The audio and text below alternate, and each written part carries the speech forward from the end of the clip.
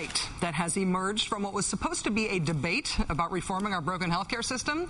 It pits people who want to fix what is broken against people who want to see the fix-it people beaten. It's the idealists versus the nihilists, sometimes it seems. And part of the way the nihilists are trying to get healthcare reform killed dead is by scaring different groups of Americans that they see as susceptible to scaring into thinking that healthcare reform is somehow out to get them. First, we had the argument that healthcare reform was a secret plot to kill old people. This conspiracy theory based on the government promoting living wills, which it has done without controversy in a nonpartisan matter for 20 years. This conspiracy theory was made up by anti-health reform special interests to scare the bejesus out of senior citizens. The next conspiracy theory peddled about health care came from former vice presidential candidate and former half-term Alaska Governor Sarah Palin, who's used postings on her Facebook page to try to scare parents into thinking that health care reform might be a secret plot to kill special needs children. And of course, anti-health care reformers have worked to scare and mobilize the anti-abortion movement into thinking that health care reform includes provisions to encourage more abortions. The centerpiece, this completely inaccurate scare the seniors and anti-abortion people one fell swoop message, was cobbled together into a TV ad from the Family Research Council. Check it out. They won't pay for my surgery. What are we going to do? But honey, you can't live this way. And to think that Planned Parenthood is included in the government-run health care plan and spending tax dollars on abortions. They won't pay for my surgery, but we're forced to pay for abortions.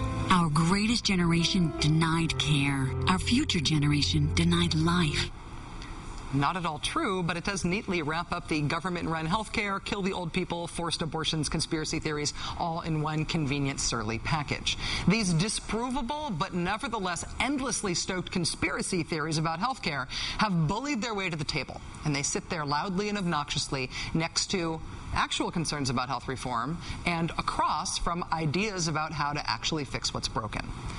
The next crazy, disprovable conspiracy theory coming down the pike, the next bit of scare tactic politics based, as far as I can tell, in pure bullpucky, appears to be scaring our veterans into thinking that their care will somehow be taken away if we reform health care in this country.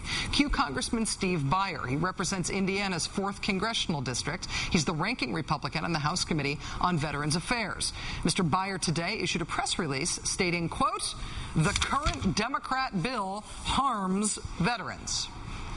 Yes, the same reform ideas that seek to kill old people and kids with special needs and which mandate abortions is also a dastardly and unpatriotic move to harm the people who have fought to defend this country.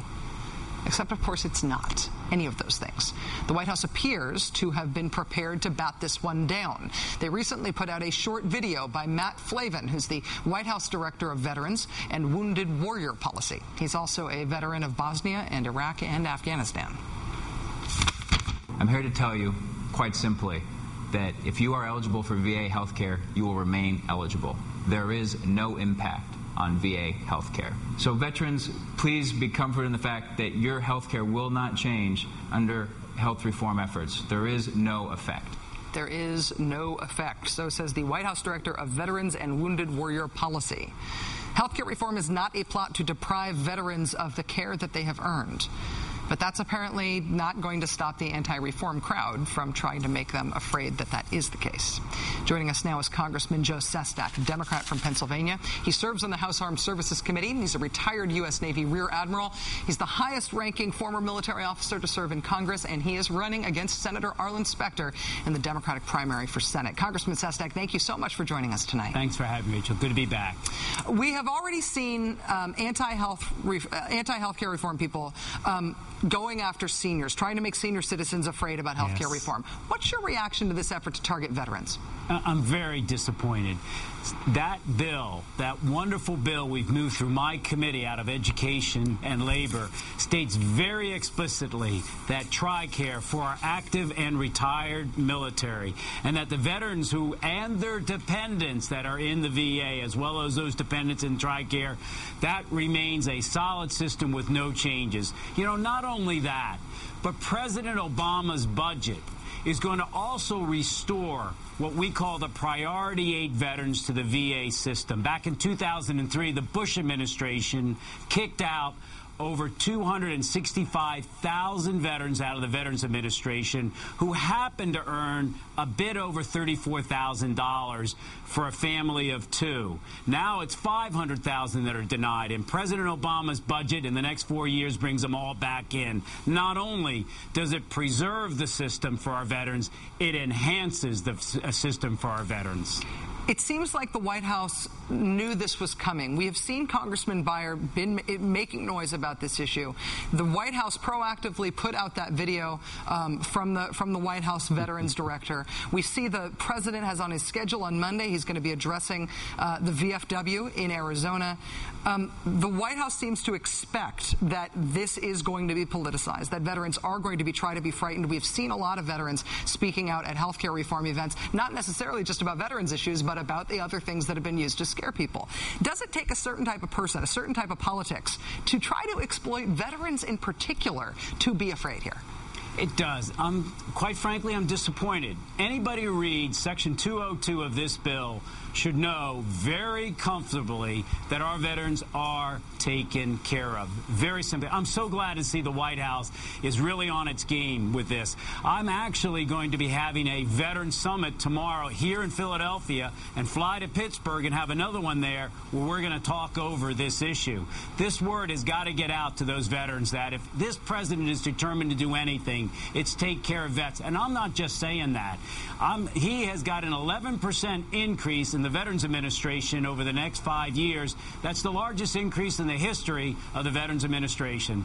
We are very grateful to have him as our commander-in-chief. Well, let's get down to nitty-gritty here, because I know we hear from a lot of veterans who watch the show. We know we have a big veterans audience. We tried to prioritize veterans issues on the show whenever we can. The nitty-gritty here, the specific allegation is that veterans getting VA health care would be subjected to a tax that might be levied against people who were uninsured.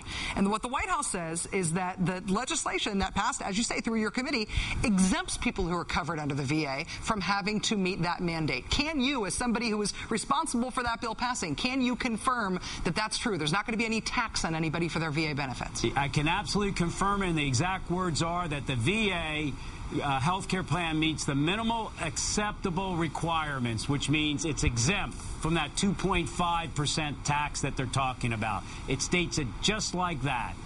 Do you have advice for the president in terms of his address to the VFW on Monday? He's going to be speaking. That's a relatively politicized group among veterans groups.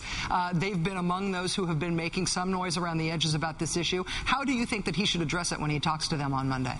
Mr. President, do what you always do. State the facts, calmly, deliberately. These men and women do believe in a commander-in-chief. And, Mr. President, continue to fight, because our VA has been so underfunded. $2 billion in 2003, $2 billion in 2004, $2 billion in 2005, $2 billion in 2006. And the veterans know that. And I just think he needs to continue to pound away. That, Mr. President, just state the facts. Veterans love this country, and they respect the commander-in-chief when he just states the facts. Congressman Joe Sestak, who's running against Senator Arlen Specter in the Democratic primary for Senate in the great state of Pennsylvania. Good luck with your Veterans Summits this weekend. Thanks very much for your time tonight, sir. Thanks for having me, Great Rachel. to see you.